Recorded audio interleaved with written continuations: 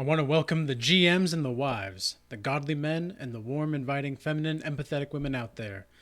Today's topic, I want to talk about how to not dim your light or to put your light in the shadows just because other people cannot handle it. And really, why I want to talk about this is because it seems to me that there are so many people in this world that are scared to be who they are. It's almost like we live in a society that people are afraid of themselves so much that even just the thought of having an actual, honest, direct, transparent conversation for most people is almost equivalent to talking about the most taboo thing possible known to mankind. And I think we are, in many ways, at that point, not just from a psychological and physiological standpoint, but it's almost like there's a direct rejection of reality as it is. And so many people are relying on falsehoods and hiding behind falsehoods and the walls of illusion that they don't even realize that the walls of illusion don't fucking exist. Like, they just don't exist. And here we have these people that are thinking that they are the go-getters of society. They think they're the ones that are doing what needs to be done. Meanwhile, you're trying to just be who you are, live a life of a free spirit, engaged in what it is that you're doing. You're focused on the present moment. You're probably someone that has had a lot of trials and tribulations in your life, and now you're to the point to where you've learned, or at least you're learning from these trials and tribulations, and you want to make better decisions for yourself. You realize that the decisions that you were making were not getting you to the place that you wanted to go, and so now you realize that sometimes the best kind of progress to make is to achieve failure. I don't remember the name of the bodybuilder, but I think his name's Tom Platz. But he was the guy that had like these huge legs in bodybuilding in like the 1980s or 90s or something. And he never did win a Mr. Olympia or anything, but boy, oh boy, he's still considered one of the greats just due to his legs. And he talked about this. He talked about achieving failure. And there's been other people that talk about this kind of thing, achieving failure. But this in particular comes to mind. There's a lot of people out in the YouTubeverse, as I call it, that also talking about how failure is among the most important things that you can learn because it shows you how to make progress. And so many people are just afraid to fail, so much so that they're not even trying anymore. And it's so sad to see. It's so hard to watch. And then you've got people that will intentionally try to make the situation worse than it already is, just so that there's something to talk about with other people. It's like they can't even handle their own falsehood, so they have to create an extravagant story behind the falsehood that they've created in their mind, just so that they can feel like they are getting somewhere, even though they're really just staying in the same spot. And it's astounding to watch these kind of people operate in the world because they think that they're really getting something somewhere.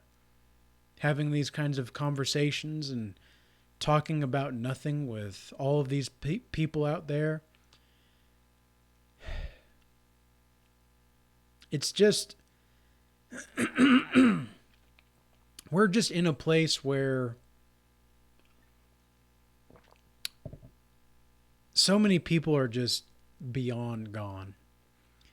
They're just beyond salvageable at this point as human beings. They're completely lost. And you don't need to be someone that listens to these kinds of people. Like, let's say, for example, you're someone that has that free spirit and that freedom based mindset. You understand that freedom of speech, by definition, is freedom of thought, right? You understand this.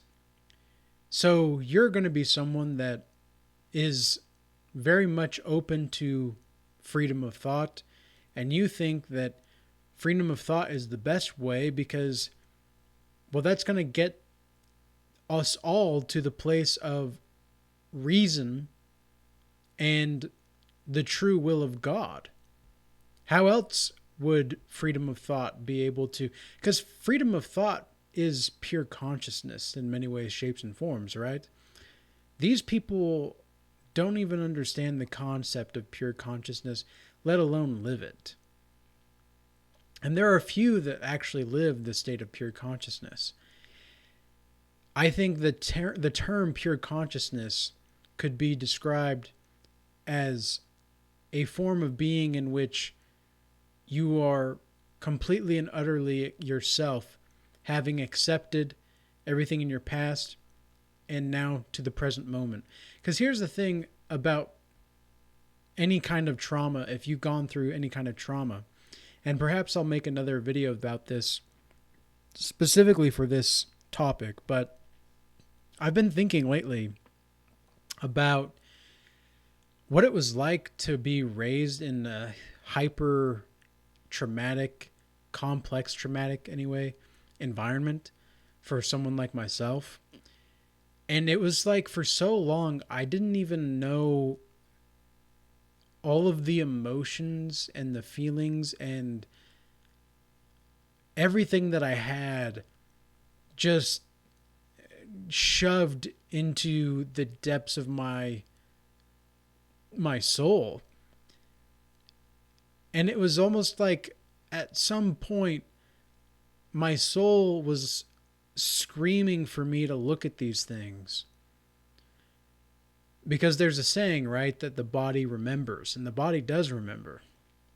And recently, within the last month or so, it hasn't been very prevalent over the past couple weeks, thank God, but for like the last month prior to that, I was experiencing a situation with a Jezebel where I would start to feel the anxiety like in my knees and the stress and the nastiness that it really, like, even just looking at her made me sick because I could see her spirit.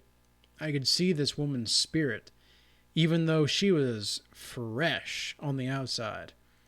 Just her inner light was completely darkened. And this goes for a lot of people out there. A lot of people,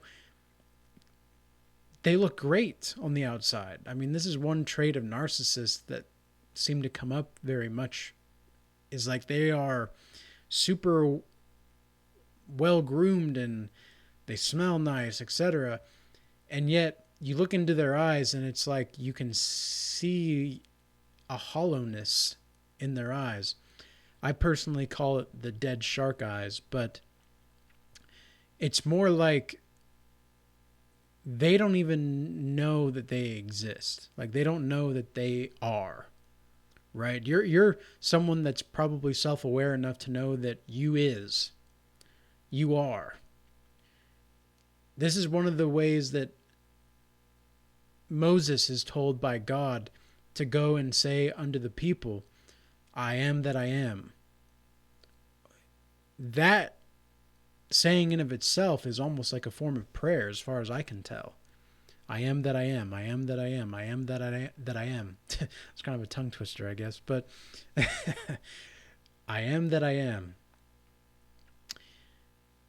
That's an affirmation of existence all on its own. But it's also an affirmation to that, right? It's like people often talk about if they don't believe in God or they don't have a form, like they do say, like, well, I believe in a higher power. It's like, well, whatever you call the higher power, it's that, right? So I am that I am. I know enough about myself to know that whatever all of that is, I'm participating with it. That's more or less what you could think about as a rational message to proclaim unto the people, is what Moses was told by God to do. He was meant to rally the troops of God, so to speak, by giving them something they could all connect to. And this is what you're meant here to do. You are meant to be the light for the people. You're meant to show the way out of the darkness. But there are some people that are so darkened that it's going to mess with you. And so this woman that I wasn't even dealing with her. She's just super weird and weird about everything. And very stalkerish. I made that video on female stalkers like a month ago on semen retention. And I've had to switch up my entire routine now. I'm not even saying what my routine is anymore, because it's just so much different now that I don't even want to talk about it.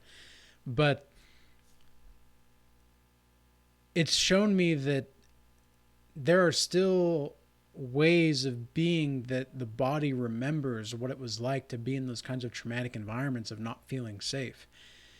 And so when I was feeling this kind of sickness in my stomach and the anxiety in my knees, like that kind of shaky feeling where it's not a weak in the knees in a good kind of way, right? It's like man, this just does not feel good. Like my fight or flight response is kicking in. And I don't like being in that state. I like being in the calm, cool, collected state. I like peace of mind, body, and soul. And as much as I crave adventure, the actions of my life dictate that I prefer peace and silence over loudness, obnoxiousness, chaos, and excessive drama that is not needed in my life. And yet, if you're someone that has the light, you better believe that your life is going to be kind of wild. Not by, just kind of by omission in many ways. It's not even the fact that you're trying to be living a crazy life. It's just that because you have the light, a lot of the darkness is going to be drawn to you, and some of the darkness is going to try to take you out. And so you're going to have a lot of different ways of thinking, but I think of myself as a soldier for God. I see myself more as a foot soldier in the trenches of the spiritual warfare. And that's where I'm at. I mean, I'm having prayers and meditations where I'm fighting demons. And it's not just my own demons. These are demonic entities that are trying to place obstacles in my life. And there was one that I'll share recently where this woman that I'm referring to, this Jezebel,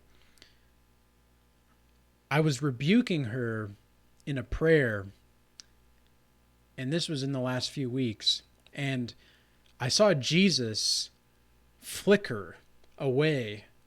He like reached down from heaven and flicked her away in this prayer / meditation that I was in.